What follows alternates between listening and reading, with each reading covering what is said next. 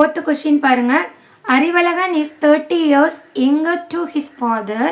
Write Arivalagan's age in terms of his father age.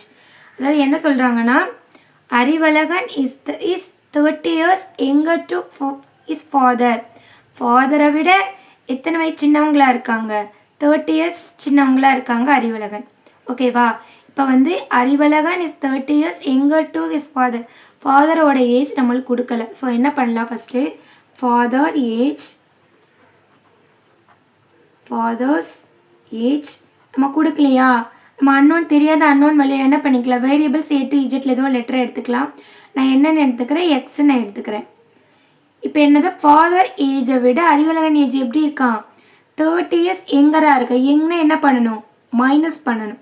எல்ரெட்னா plus போடணும். ஓகேவா? இப்போ இந்த அறிவழகன் ஏஜ் என்ன வரும்?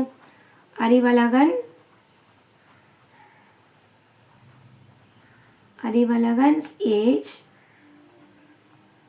ஃபாதரை விட எத்தனை இயர்ஸ் எங்கர்?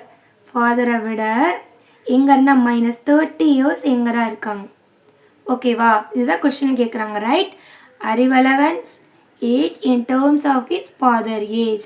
ஃபாதர் ஏஜ்லேருந்து அறிவழகன் ஏஜை கண்டுபிடிக்க சொல்கிறாங்க. ஓகேவா? டேர்ம்ஸில் இந்த வேரியபிள் யூஸ் பண்ணி தான் நல்லா புரிஞ்சுக்கணும். Arivazhagan is 30 years younger to his father. ஃபாதரை விட 30 years எங்கே இருக்காங்க அப்படின்னு சொல்கிறாங்க. ஆனால் ஃபாதர் ஏஜ் கொடுக்கல. ஃபாதர் ஏஜ்னு எக்ஸ்ன்னு எடுத்துக்கிறேன். அறிவழகன் ஏஜ் என்ன வரும்? ஃபாதரை விட 30 years young. So X minus 30 தான் இதோட டேர்ம். அறிவழகனோட ஏஜோட டேர்ம் என்னது? X minus 30. ஃபாதரோட age X. Okay, 4th question புரிஞ்சிருக்கும். Okay, next 5th question.